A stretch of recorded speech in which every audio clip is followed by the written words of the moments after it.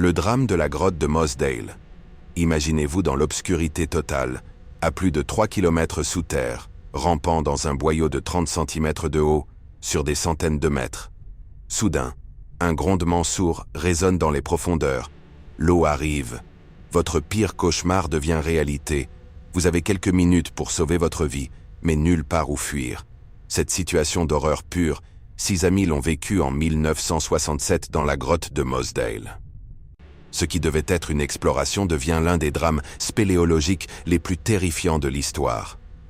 Préparez-vous à plonger dans les entrailles de la Terre pour revivre minute par minute cette tragédie qui marqua à jamais le monde de la spéléologie. Imaginez-vous en train de ramper sous terre dans une grotte, dans un boyau long de plusieurs centaines de mètres de 30 cm de haut, rempli d'eau bien sûr, avec seulement quelques centimètres pour respirer. Et l'instant d'après, vous percevez un grondement sourd au loin dans la grotte. L'eau est en train d'arriver. L'eau, c'est le cauchemar de tous les spéléologues. Et cette situation, 6 amis l'ont vécue en 1967. D'abord certainement prostrés par ce qui leur arrive, ils vont se mettre à ramper à toute vitesse pour sortir du piège qui se referme sur eux. Le drame va être inévitable et se révéler horrible pour l'un d'entre eux. Voici l'histoire du terrible drame de la grotte de Mossdale. Et il va falloir vous accrocher. L'Everest sous la terre Mossdale, en Angleterre, est un monstre géologique. Mossdale, c'est un Everest souterrain. La grotte est connue pour être la plus éprouvante de Grande-Bretagne. Les veines partent dans tous les sens et sur des kilomètres, et en 1967, une grande partie est encore inexplorée. Au milieu de cette même année, 10 amis se réunissent pour explorer l'immense grotte. Mais les prévisions météo sont tellement louches que 4 d'entre eux ont finalement décidé de revenir rapidement à la surface, et je peux vous dire qu'ils ont bien fait. Les 6 autres amis vont, eux, continuer à descendre au plus profond des entrailles. Ce sont des spéléologues avertis, je dis bien avertis, c'est comme ça qu'ils sont présentés en tout cas. Et ils arpentent, grimpent, rampent durant des heures dans des tunnels sombres et sinueux, à plus de 3 km de profondeur, dans les parties non cartographiées du monstre. Parce que c'est ça qu'ils viennent chercher. La découverte de lieux encore inexplorés, dans le noir total, l'aventure ultime qui fait battre les cœurs et rendre les souvenirs inoubliables. Que du bonheur. Je vous vois derrière votre écran, vous devez vous dire. Mais qu'est-ce qu'ils ont dans la tête ces gens-là? Eh bien oui, mais chacun sa passion, on va dire.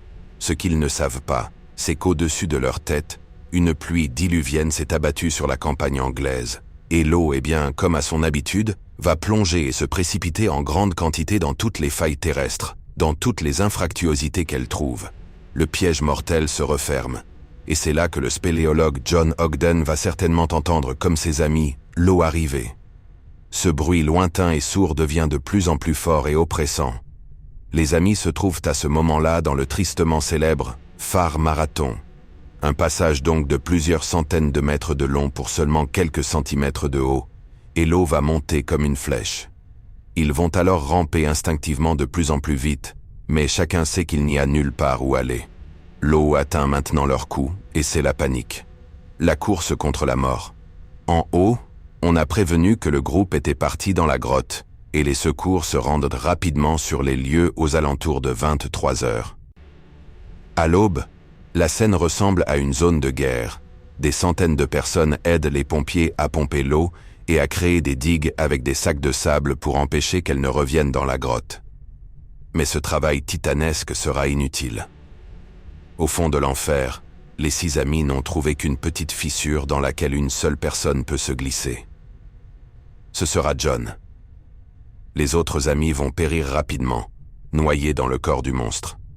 John, lui, va remonter la fissure au prix de terribles efforts et lutter pendant des heures pour survivre au cauchemar.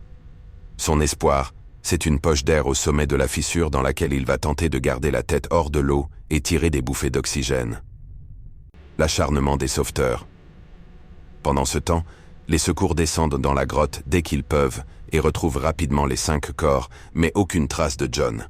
Pendant plusieurs jours, au péril de leur vie, 300 secouristes vont s'acharner à retrouver le spéléologue manquant à l'appel. Où est-il? Est-il encore vivant quelque part, coincé dans un boyau, peut-être, essayant de respirer comme il peut? Brian Boardman, ami de John et chef de sauvetage renommé, descend exténué mais encore plein d'espoir pour une dernière tentative. Mardi, 22 heures, soit 3 jours après le drame qui a eu lieu le samedi soir, Brian aperçoit une botte qui dépasse d'une fissure. Il voit juste la botte. Il dira aux médias d'ailleurs, la fente était d'une étroitesse déchirante. Ça semblait impossible à escalader, impossible à s'y mettre dedans, et pourtant John s'y était battu jusqu'au dernier centimètre d'air. Le dernier repos. Les sauveteurs n'arriveront pas à extraire son corps de la fissure, ni d'ailleurs à remonter les 5 autres corps. Trop dangereux. Ils avaient déjà mis 5 heures pour atteindre donc les 6 spéléologues, et à la surface, la météo est encore hyper instable. Il y a un barrage en amont qui risquait de céder à tout moment. Donc ils ont pris la décision de laisser les corps et de sceller la grotte. En 1971, avec l'accord des familles, la grotte a été pourtant rouverte, et des spéléologues sont allés enterrer les corps des 6 jeunes hommes dans les profondeurs de cavernes, une chambre située à l'extrémité de l'immense réseau de galeries. L'aventure et leur désir d'explorer l'inconnu avaient été plus forts au début, mais une fois en bas, c'est la grotte qui a eu le dernier mot. Cette tragédie reste gravée dans la mémoire collective comme l'un des drames spéléologiques les plus marquants, rappelant que la nature souterraine, aussi fascinante soit-elle, peut se transformer en piège mortel en quelques instants. Les 6 hommes de Moss Dale sont devenus les gardiens éternels de ces profondeurs qu'ils avaient tant voulu explorer.